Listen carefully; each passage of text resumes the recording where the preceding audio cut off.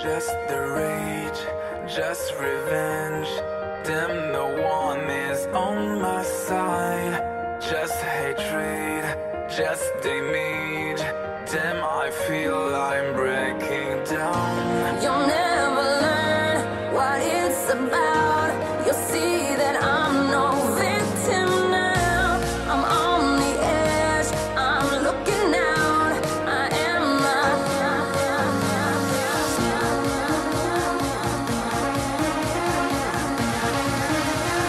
Love of justice. Can you hear me calling out hello? Can't you see I'm calling out hello? Je m'appelle Quentin Mosiman, j'ai 25 ans, bientôt 26, peut-être même déjà 26 à l'heure où vous regardez cette vidéo. Et je suis DJ, producteur, chanteur, et puis c'est déjà pas mal. J'ai commencé très jeune dans mon village natal, en Haute-Savoie, bercé entre une culture suisse de mon père et en Haute-Savoie avec ma mère, française. Et j'ai toujours été le petit animateur de la station, toutes les soirées qui étaient organisées, c'était pour moi. J'ai commencé vraiment comme ça. Et puis un jour, j'ai découvert que pendant que j'animais, je pouvais chanter en même temps. Je sais pas, je devais avoir. J'étais vraiment très très jeune, hein, je devais avoir 12-13 ans. Et quand ma mère a vu que je chantais, elle m'a dit: Attends, je vais t'inscrire à un concours de chant.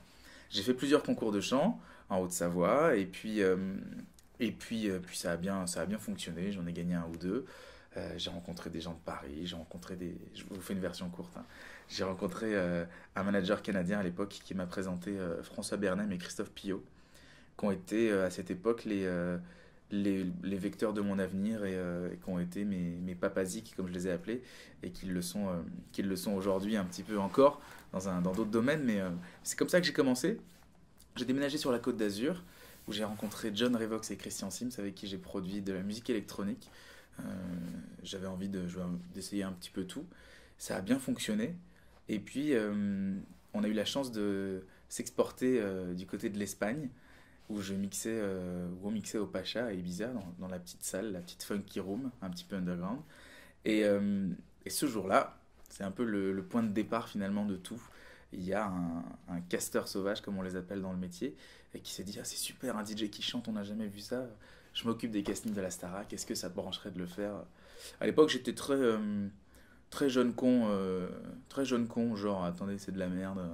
Moi, je suis un branché, je suis underground. Qu'est-ce que vous me faites chier avec votre musique populaire? Et puis, je crois que les valeurs que m'avait appris ma petite maman m'ont rattrapé, à savoir l'argent avant tout, parce que j'étais content de faire ma musique, mais j'avais pas une thune. Et je me suis dit, bon, si je peux, la première raison de la Starac, c'était vraiment si je peux avoir un petit peu d'argent de côté, si je peux essayer d'aider ma mère et d'aider mes proches avec ça, ça sera au moins ça de gagner, quoi. Et puis en fait, c'est pas du tout ce qui s'est passé. Enfin, si, j'ai eu la chance de pouvoir mettre de l'argent de côté, mais en plus, j'ai gagné l'émission et ça a été une super expérience. Donc, moi qui pensais que ça allait être naze, il s'est avéré que c'était super. Tu sais, je me suis toujours. Enfin, quand je produis de la musique pour d'autres artistes, quand je compose de la musique pour d'autres artistes, ou quand j'en ai fait pour moi à l'époque, je me suis toujours posé la question: comment est-ce que je vais faire pour que ce soit un tube? Comment est-ce que je vais faire pour que ce soit diffusé en radio? Comment est-ce que je vais faire pour que ça marche? Et pour que ça plaise aux autres. C'était toujours la pensée, c'était comment faire pour que ça plaise aux autres. Pour que ça plaise à mes managers de l'époque, à mon agent de l'époque, enfin, tout ça.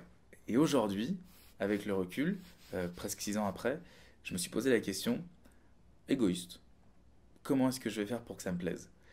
Et ça n'a pas...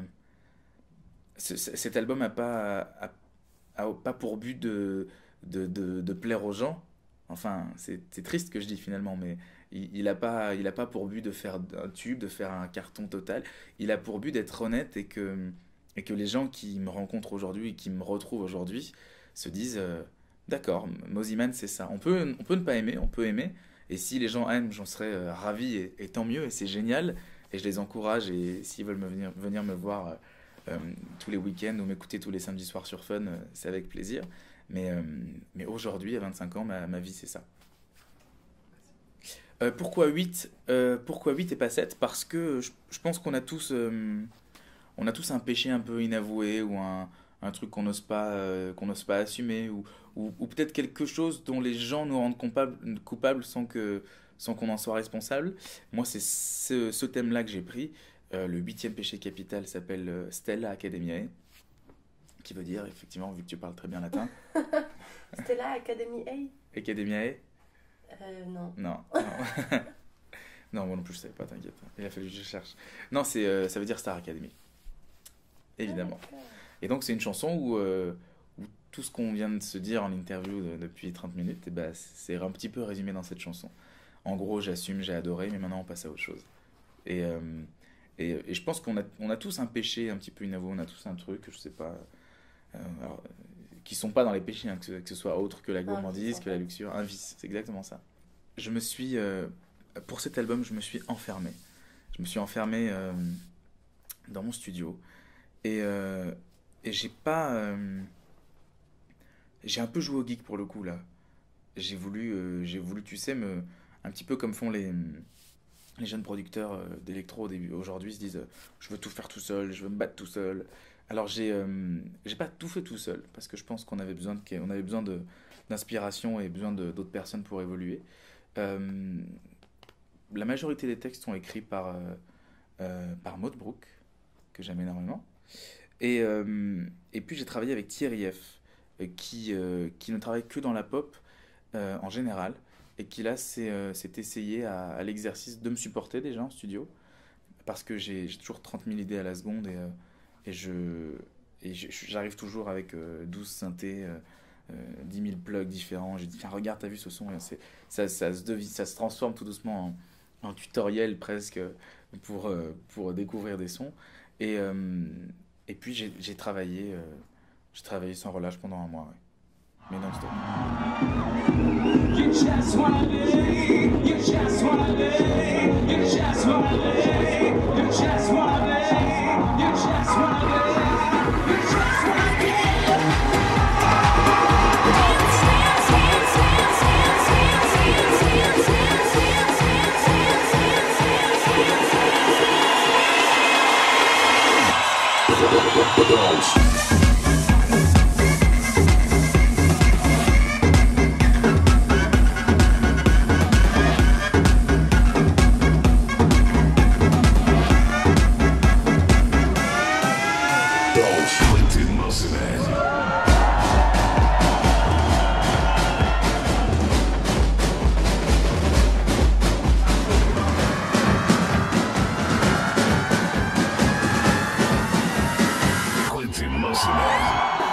Le top 100, c'est vraiment un truc de ouf.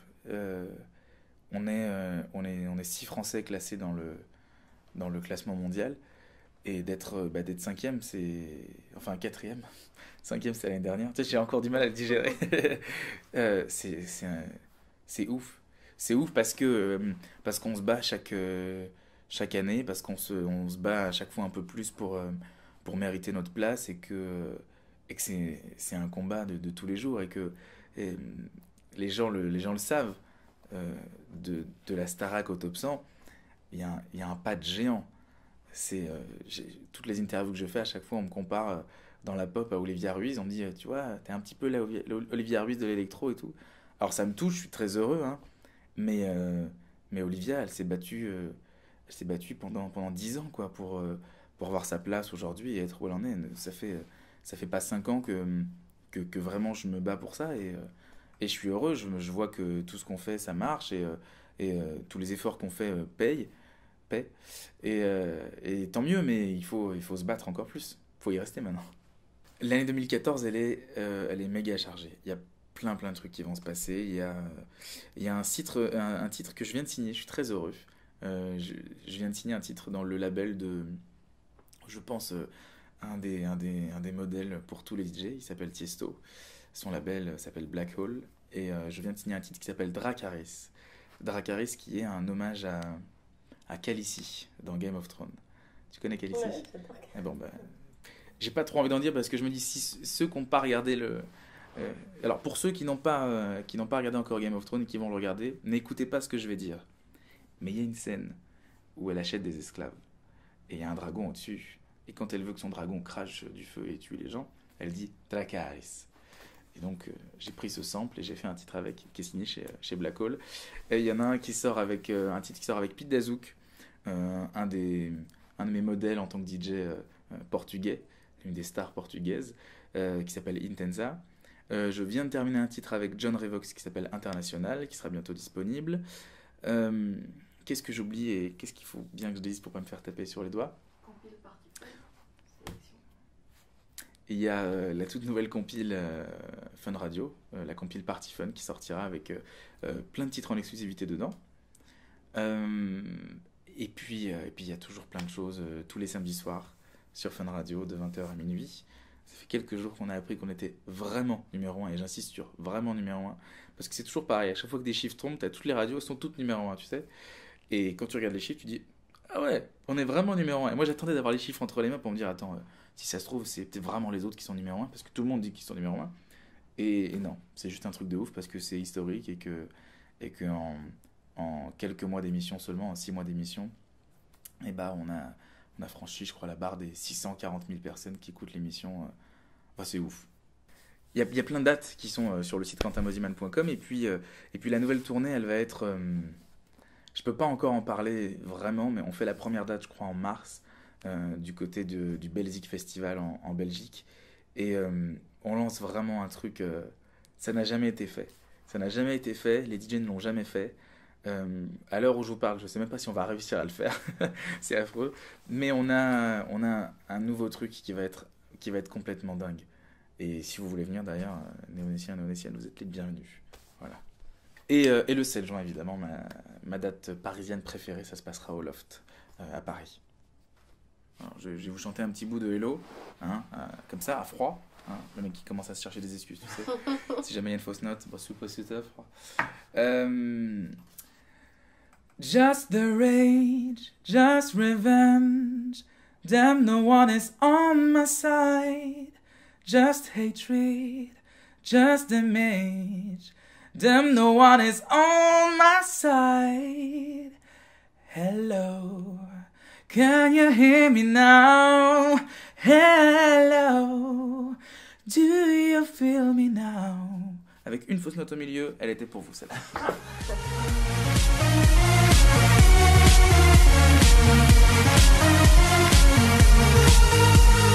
Can you understand the love of justice?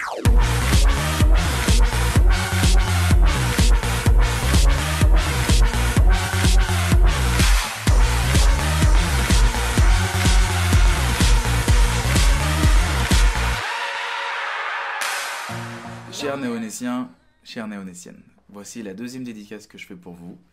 Alors oui, on l'a déjà dit, ils ont battu les records mondiaux de la meilleure interview, vous le savez, mais la dernière fois que j'ai fait une dédicace, elle n'était attribuée que aux néonéciennes. Eh bien, cette fois, ce sera exactement la même chose. Je vous embrasse toutes. Salut.